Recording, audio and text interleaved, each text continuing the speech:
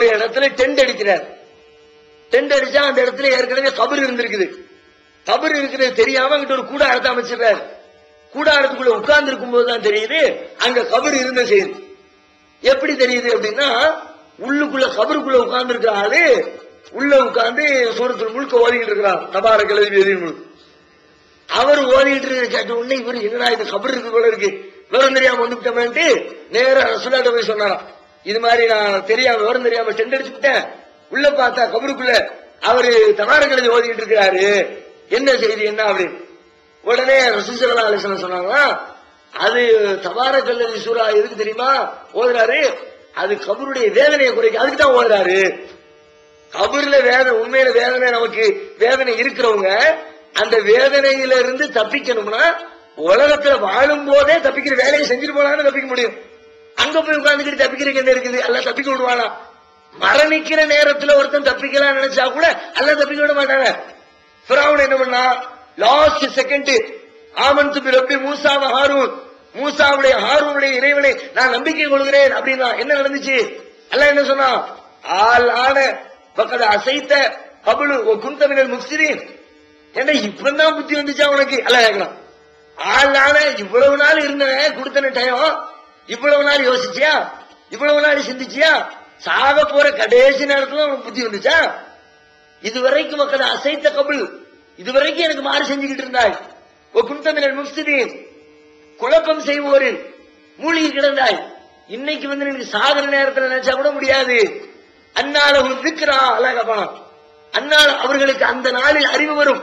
அந்த அறிவு வந்து என்ன பிரயோஜனம், அதனால் எந்த பயனும் இல்லை என்று அவர்களுக்கு சொல்லப்படும் என்று குர்ஆன் சொல்லி காட்டுகிறது. இவர் கபருக்குள்ள போய் உட்கார்ந்துட்டு ஓதினாரு என்று சொல்லப்படுற செய்தி இது ஒரு தப்பான செய்தி, திருமதியில் இடம்பெற்றிருக்கிறது. இதே மாதிரி இந்த தபாரக் அல்லதி சூரா சம்பந்தம் வரக்கூடிய இன்னொரு செய்தி, தாரீக் திமிஷ்க் என்று சொல்லப்படக்கூடிய ஒரு நூலிலே 6வது பாகத்திலே 45வது பக்கத்திலே இடம்பெற்றிருக்கிற ஒரு செய்தி, முந்தைய சமுதாயத்தில் வாழ்ந்த ஒருத்தர். எதுக்கு நம்ம தப்பான செய்தியை தெரிஞ்சுக்கிறோம்னா, சரியானதை செஞ்சா அதை திரும்ப திரும்ப ஓதி ஃபாலோ பண்ணி நன்மை பெற்றுக் கொள்வோம். தப்பானதை தெரிஞ்சாதான் தப்ப சொல்லி நம்ம வழி எடுக்க முடியாது. தப்பானதுல தானே நிறைய வழிகள். நம்ம நன்மையை செய்யாட்டி அது ஒரு விதம், தீமையை செஞ்சா அதான எல்லா இடத்துல ஒரு பெரிய கொஸ்டின் ஆகுது. அப்ப நாம தப்பான தகவல் என்னங்கிறத புரிஞ்சுக்கிட்டாதான் இன்றைக்கு இல்லாவிட்டாலும் இன்றைக்காவது ஒரு நாள் அந்த தப்பான தகவல்களை சொல்லி நம்மை யாரும் வழிகெடுத்து விட முடியாமல் நம்மை நாம் பாதுகாத்துக் கொள்ள முடியும். அதனாலதான் இதை நாம சொல்லிட்டு இருக்கிறோம்.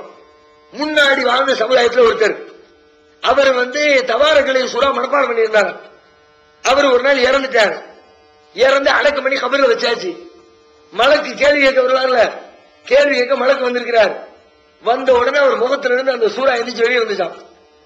தபாரக் அல்லதி சூரா அது அப்படி, அது என்னமோ மனுஷன் மாதிரி உள்ளுக்குள்ள ஒளிஞ்சிட்டு இறந்துட்டு எந்திரிச்சு வர்ற மாதிரி அது எழுந்து வந்தது. வந்த உடனே இவர்கிட்ட கேள்வி கேட்கிற வேலை தான் வச்சுக்கூடாது, இது நம்ம ஆளு, இது இங்க இந்த வேலை இங்க காட்டாரு. உடனே அவர் மலக்கு சொன்னாராம். மலக்கு சொல்லுவாங்க, அவரு நமக்குலாம் பவர் ஒண்ணும் இல்லப்பா, எல்லாம் அல்லாஹ்வோட ஆர்டர் தான், அவன் சொல்லப்படுத்த நம்ம நடக்க முடியும், நானா என்னத்தையா தீர்மானிக்க முடியுமா? அதனால நான் என்ன மாதிரி செய்யணும் வைக்கணும்னா நான் உனக்கு ஒண்ணும் பண்ண முடியாது, நீ அல்லாஹ்ட்ட போய் கேட்டு வந்துரு, அவன் சொன்னாங்கன்னா நான் பேசாம போயிடுறேன் அப்படின்னு மலக்கு சொன்னான். அப்படியா சொல்ற, சரி போ அப்படின்ட்டு நேரா தபாரக் அல்லதி சூரா அல்லாஹ்ட்ட போயிட்டான். எப்போ தபாரக் அல்லதி சூரா இறக்கிறதுக்கு முன்னாடியே முந்தைய சமுதாயத்தில் நடக்குது. ரசூலுல்லாஹ் தான் தபாரக் அல்லதி இறக்கப்பட்டிருக்கு, இது முந்தின சமுதாயத்தில் நடக்கலாம். நேரா அல்லாஹ்ட்ட போயிருச்சான். அல்லாஹ்ட்ட போய் மாதிரி நம்ம ஆளு ஒருத்தர் இறந்திருக்கிறாரு, அவருக்கு வந்து நீ வேதனை செய்ய போறியா? அல்லாஹ்ட்ட அவர் கேட்கலாம். இப்படி அவரை நீ எரிக்க போகிறாயா? உன்னுடைய வேதத்தில் இருந்த என்னை அவர் படித்தார், என்னை அவர் மனனம் செய்தார், என்னை மனனம் செய்த என்னை அவர் தன் வாழ்க்கையில கடைபிடித்தார், அவரை நீ வந்து துன்புறுத்த போகிறாயா? நேவர் பண்ணக்கூடாது, நீ வேதனை பண்ணக்கூடாது அப்படின்னு சொல்லிட்டு பேசினான். உடனே இன்னும் காரசாரமா எல்லா எந்த அளவுக்கு காரசாரம்னா, அப்படி நீ பண்றதா இருந்தா வீட்டுல பிரச்சனை ஆயிடுச்சுன்னா சில நேரத்துல ஒண்ணு அவன் இருக்கணும், இல்ல நான் இருக்கணும் அப்படின்னு அது மாதிரி அல்ல சொல்லுவான். அப்படி நீ வேதனை செய்யறதா இருந்தா உன் வேதத்துல இருந்து என்ன அழிச்சிரு, முதல்ல என்ன தூக்கி எரிஞ்சிரு, நான் திரும்ப உன் வேதத்துல உட்கார்ந்து மாட்டேன், என்ன அழிச்சு தூக்கி கடாசிப்பிட்டு அதுக்கப்புறம் நீ அவர் என்ன செய்யணுமோ செஞ்சுக்க அப்படிமா. உடனே அல்லாவும் ரொம்ப ரெக்கமெண்ட் பண்ணுதப்பா, சரி நல்ல பயனாத்தான் இருப்பான் போல இருக்குன்னு அல்லாஹ் அவருடைய அந்த தபாரக்கல்லதி சூராவுடைய பரிந்துரையை ஏற்று அவருக்கு வேதனையை குறைப்பான் அப்படின்னு சொல்லி ஒரு செய்தி இடம்பெற்றிருக்கிறது. கேட்டாலே ஜோக்க நல்லாவே தெரியும். ஆனாலும் இதுக்கும் ஆட்களை போட்டு அவர் சொன்னாரு எழுதி அதையும் படிக்க வச்சு இதையெல்லாம் மக்களை நம்ப வைத்து ஒரு கூட்டம் வழிகெடுத்துக் கொண்டிருக்கிறது. இல்லாத ஒரு செய்தி தாரிக் திமிஷ்க் என்ற நூலில் இது இடம்பெற்றிருக்கிறத பார்க்கிறோம். அதே மாதிரி முஅஜமுல் கபீர் என்ற நூலில் 11வது பாகம் 241வது செய்தியாக இடம்பெற்றிருக்கிறது. இந்த தபாரக்கல்லதி சூரா என்னுடைய சமுதாயத்தில் ஒவ்வொருவருடைய உள்ளத்திலும் இடம்பெற்றிருக்க வேண்டும் என்று நான் விரும்புகிறேன் அப்படின்னு ரசூலுல்லாஹ் சொன்னதா ஒரு செய்தி இருக்குது. அதுவும் பலகீனமான ஒரு செய்தி. அதே மாதிரி 3278வது செய்தியாக தாரமி என்ற நூலில் பதிவு செய்யப்பட்டிருக்கிறது. இந்த தபாரக்கல்லதி சூரா குர்ஆன்ல இருக்கிற மற்ற எல்லா சூறாக்களை விட 60 மடங்கு நன்மைகளை அதிகமாக கொண்டிருக்கிறது என்று ஒரு அறிவிப்பு வருகிறது. அதுவும் ஏற்கத்தகாத ஒரு செய்தி. இது தபாரக்கல்லதி சம்பந்தமா இவ்வளவுதான் சொல்லப்பட்டிருக்கு. இது சொல்லப்பட்ட எல்லாமே பெரும்பாலும் பலகீனமானது, இட்டுக்கட்டப்பட்டது, ஏற்கத்தகாதது, அறிவிப்பாளர் தொடரிலே கோளாறுகள் உள்ளது என்ற அடிப்படையில் சொல்லப்பட்டிருக்கிறது. தனிப்பட்ட முறையில் அதற்கென்று எந்த சிறப்பும் இல்லை. ஆனா மதரசாக்கள் அதான் சொல்லிக் கொடுக்குறாங்க. என்ன சொல்லிக் கொடுக்குறாங்க? தபாரக்கல்லதி சூரா ஓதுனா நான் கபருடைய வேதனையிலிருந்து நம்ம பாதுகாத்துக் கொள்ளலாம் என்று சொல்லி தரப்படுகிறது. அது தப்பான செய்திங்கிறது விளங்கணும்.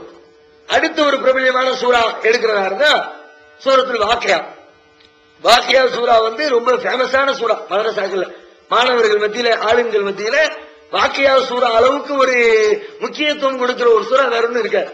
ஏன்னா அவங்க நம்பிக்கைப்படி வாக்கியா சூரா டப்பு சூரா, பணத்தை கொண்டு வர்ற சூரா, செல்வந்தனாக்குற சூரா, வறுமையிலிருந்து மனுஷனை பாதுகாக்கிற சூரா என்று சொல்லி நம்பி வாக்கியா சூரா தினசரி ஓதணும். தினந்தோறும் மகரிபுக்கு பிறகு வாக்கியா சூரா ஓதி வந்தால் செல்வம் கொழிக்கும், அவன் இருக்கிற இடத்துல இப்படி அருள் வளம் பரக்கத்து பொழியும் என்றெல்லாம் ஒரு நம்பிக்கையை சொல்லி கொடுத்து மதரசா நீங்க போய் பாத்தீங்கன்னா தெரியும். குர்ஆன் மனப்பாடம் பண்ணக்கூடிய இப்னு மார்சாக்கள் இருக்குல்ல, மகரிபுக்கு பிறகு போய் பாருங்க, ஒரே கோரசா எல்லாரும் சேர்ந்து உட்கார்ந்து, சில இடத்துல வட்டமா உட்கார்ந்துருப்பாங்க, சில இடத்துல அவங்க இடத்துல உட்கார்ந்துக்கிட்டு மொத்தமா ஒரே